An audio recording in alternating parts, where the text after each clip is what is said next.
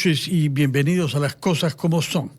Para terminar la semana y los programas, de Las Cosas Como Son, queremos alejarnos inicialmente de los temas de actualidad, de los temas de coyuntura, las disputas políticas y sobre todo los embrollos judiciales que, por importantes que sean, porque está en juego naturalmente la lucha contra la corrupción y contra la impunidad, nos impiden de ver a largo plazo y de saber qué está pasando con la economía peruana, si es que estamos generando empleo o no, si podemos reducir la pobreza o no.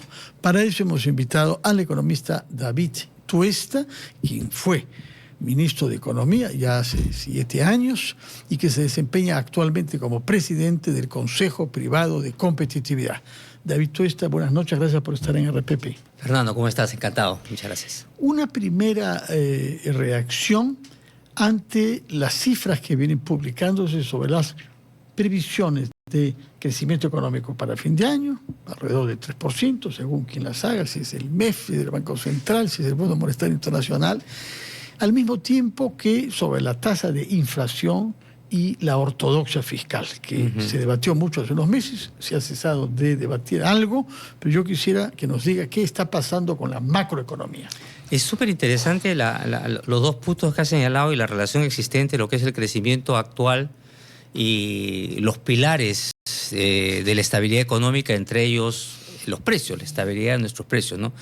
Gran parte de la dinámica que se observa y que ha permitido que la economía continúe creciendo, no al nivel que quisiéramos, pero 3%, digamos ahora, se debe justamente a un Banco Central de Reserva independiente, constitucionalmente blindado, que gestiona la política monetaria de forma estupenda, con las tasas de inflación más bajas de los últimos 30 años en promedio respecto a países latinoamericanos, incluso en países desarrollados, y el componente fiscal, que más allá de los cuestionamientos que se ha venido observando respecto a su gestión, que ha impedido que se cumplan las metas que se habían planteado, nos mantiene todavía en niveles de deuda pública y de déficit fiscal bastante más bajo que países también de la región y que conlleva que tengamos ese grado de inversión. Entonces, eso, quieras o no, genera una inercia en el crecimiento, ¿no? De alguna manera, esta inercia es tan fuerte que te diría que el Banco Central de Reserva, por ejemplo, estima que el crecimiento potencial del Perú, es decir, el nivel al cual el Perú puede crecer sin problemas, esté en el orden del 2,5%. O sea, Perú está para crecer sin problemas a ese nivel. No es suficiente, por supuesto, para progresar rápidamente, para convertirnos en un país desarrollado, pero sí viene permitiendo que el consumo se mantenga, que haya una cierta inversión privada, que de hecho ha crecido este año, o va a crecer alrededor del 5%. Entonces, mal que bien, digamos, estamos observando un mini boom, se podría decir, de la economía, ¿no? Permítame preguntarle sobre la inversión en energía, en hidrocarburos en particular, sí, porque usted ha sido miembro de Ocinermin en su vida pasada, me parece. Sí, pero en fin, se habrá quedado, el que pone los ojos en eso queda enamorado para toda la vida. Y yo he leído un artículo en días pasados del ingeniero Roque Benavides, que suele saber de lo que habla, que nos dice que la tasa de inversión en exploración en materia de hidrocarburos es la más baja de los últimos 30 años. Y estamos arriesgando en no poder explotar nuestros recursos de gas y de petróleo, sobre todo aparentemente en la costa, y además tener el riesgo de una carencia de energía. Es correcto, es correcto. A ver, Perú hoy puede señalar que tiene una buena matriz energética, ¿de acuerdo? Bastante diversificada, ¿no? Si por ejemplo hablamos de lo que es generación de energía eléctrica, ¿no? Tienes recursos hídricos, tienes las hidroeléctricas, tienes las termoeléctricas a gas, por supuesto, ¿no? Y Últimamente hay más o menos una participación alrededor del 5 o 6% en lo que es energía renovable y con mucho interés por parte también de las propias empresas que están ahora generando en el Perú con gas de invertir, ¿no? Por ejemplo, podemos mencionar el caso de Engie, por ejemplo, que tiene efectivamente inversiones en termoeléctricas, pero también ha desarrollado inversiones interesantes en lo que es eólica. No lo mismo otras empresas. Pero claro, efectivamente, el tema del gas, entiendo que las reservas que se tienen hasta ahora extendiendo no van más allá de 25 años más. Entonces se requiere justamente desarrollar más este tipo de exploración. Y yo creo que es importante porque justamente por esta combinación de la matriz, yo no sé si acá a 25 años la generación de energía energética no convencional, que es fotovoltaica o es eólica, va a tener la tecnología se va a desarrollar para tener la potencia suficiente para proveer de energía y no tener problemas como por ejemplo viene pasando Chile en su momento con corte de luz, o yéndonos a países desarrollados, lo que sucede en California, por ejemplo, ¿no? Entonces es muy importante, digamos, prever y desarrollar las condiciones para el desarrollo de esas exploraciones que permitan justamente tratar de mantener ese potencial en términos de gas. Ahí nos encontramos con problemas, yo no sé si geológicos, ahí dejaría yo a los expertos que lo expliquen mucho mejor cuál es la capacidad de que podamos encontrar más reservas, pero digamos hay espacio para trabajar en el ámbito de la tramitología.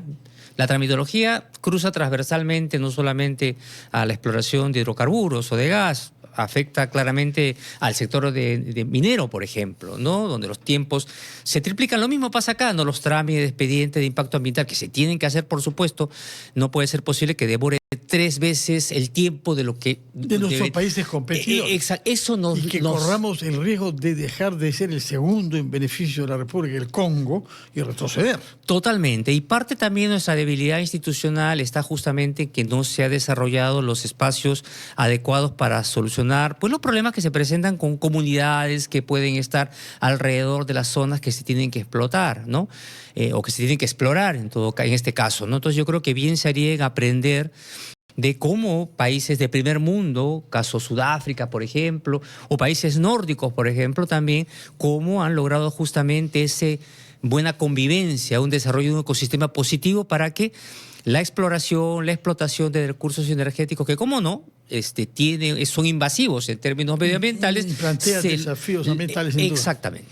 Ahora bien, puesto que hablamos sobre petróleo también, ¿cómo interpreta usted los anuncios que han sido hechos respecto de una reestructuración financiera? ¿Qué cosa quiere decir eso? Porque suena a un concepto un poquito genérico que podría ocultar que haya una vez más que poner dinero de las arcas fiscales en una empresa que nos había prometido que este año comenzaría a generar alrededor de $60 millones mensuales por el refino en Talara. Exactamente, yo creo que como se dice, hay que traducir lo que significa esto de la reestructuración. En cristiano simple hay que decirle a los que están viendo este programa que hay que poner platita. Pero niega el gobierno, dice que no hay rescate. Es una suma de 2 más 2, o sea, no hay forma, los números no mienten, ¿no? La empresa ha tenido o planteó, y ahora se nota, proyecciones muy optimistas en términos de ganancia de mercado en base a una política de precios que claramente no ha funcionado. El nivel de crecimiento de las ventas en el mercado local no ha crecido como se ha debido y los precios no han estado bien gestionados. Segundo, en la parte ingenieril, es decir, lo que significa la gestión en este caso, de la técnica de la refinería de Talara, ha sido a la vista pésima. Y no lo digo, no es una opinión mía. Recuerde usted que ExxonMobil, que es el proveedor, el que constructor de la planta y de alguna manera garantiza que esté en buen funcionamiento, envió una carta a Petroperú diciendo que no se hacían responsables porque prácticamente habían dicho que estaban haciendo las reparaciones por su cuenta sin las garantías suficientes, ¿no? Yo no sé en qué terminó esa historia, pero sí lo que se observó en la práctica es que la planta ha estado paralizado en muchos momentos del tiempo. La planta, digamos, la que brinda mayor valor agregado, que es el que produce el petróleo de mayor refino, que es la planta Flexicoking, ha estado gran parte paralizado todo el tiempo. Entonces, todo ello conlleva a que la empresa esté con limitaciones en liquidez.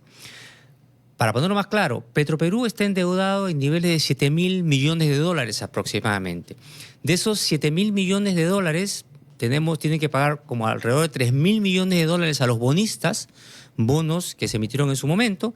Tienen que pagar como alrededor de 1.300 millones de dólares a un crédito sindicado europeo que se dio desde España. Y luego tiene como 2.500 o 2.300 millones de dólares que le debe al gobierno y otro poquito más a proveedores.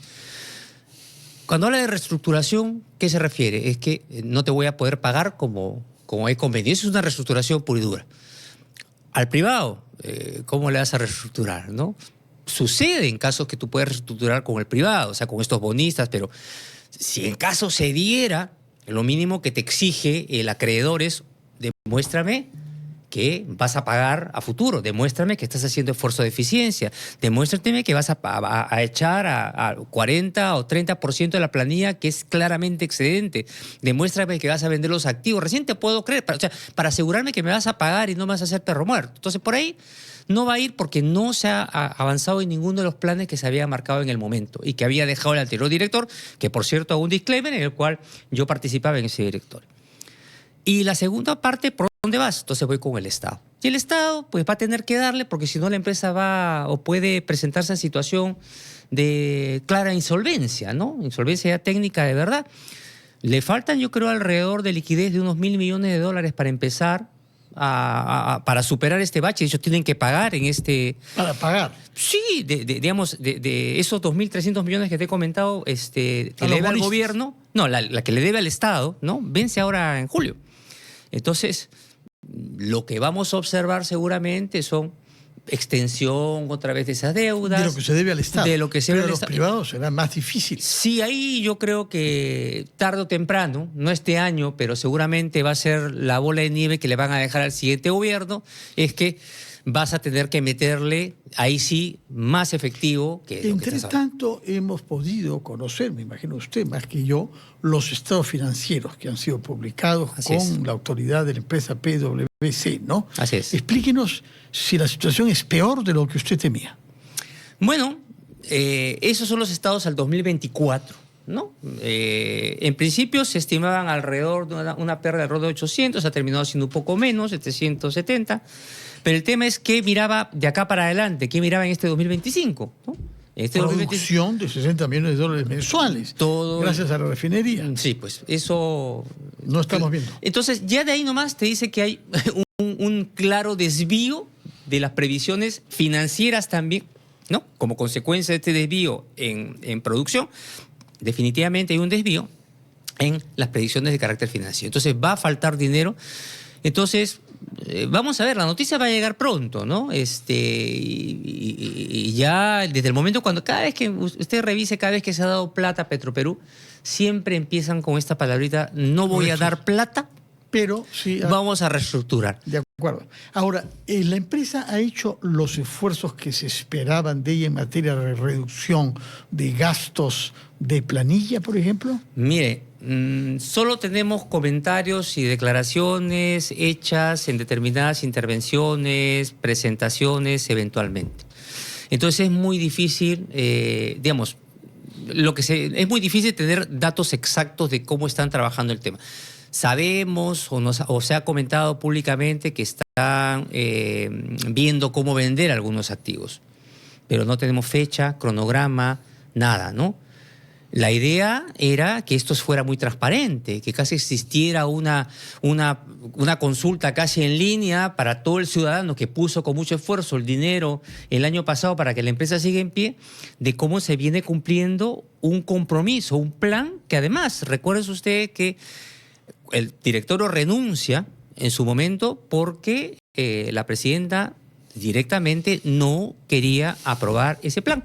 Tuvimos que irnos, se aprobó el plan, le quitaron algunos parrafitos ahí que implicaban un mayor esfuerzo por parte de Petroperú y nombraron un nuevo directorio que al final terminó siendo, digamos, es muy cercano a la presidenta. O sea, Es decir, este directorio y las consecuencias económicas que vamos a ver ahora, de reestructuración, como le llaman, es responsabilidad directa de la presidenta, porque ella, las personas que están dirigiendo la empresa, son... Uno de ellos nada menos que fue ministro de Energía y Minas, el señor Vera, ¿no? Así es, son específicamente responsabilidad de ella los escogió y ahí está. Entonces lo que estamos viendo ahora, por ejemplo, en el plan anterior, en el plan que se presentaba y se quería era que hubiera un directorio realmente independiente, que se lograra ofrecer al mercado el 49% de las acciones que Petroperú podría ofrecer al mercado para intentar tener una mayor gobernanza privada, independiente de verdad, que de alguna manera se gestionara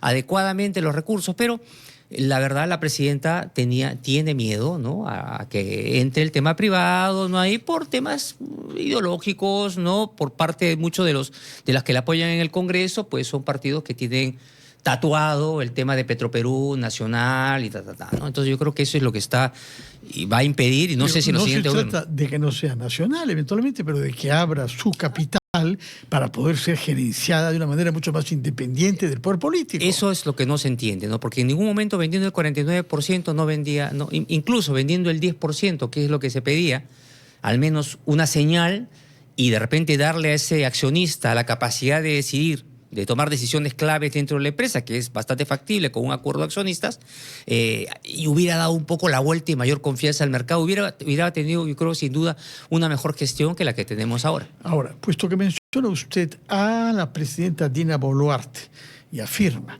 de que interfieren en decisiones técnicas de acuerdo a sus, digamos, sesgos políticos, quisiera preguntarle sobre esta decisión que ha tomado el Ministerio de Economía y la institucionalidad del Estado de aumentarle el sueldo a más del doble de lo que ganaba, de 15 o 16 a 35.000. Usted ha sido ministro de Economía, usted sabe cómo deben hacer las cosas, por lo menos en el MEF.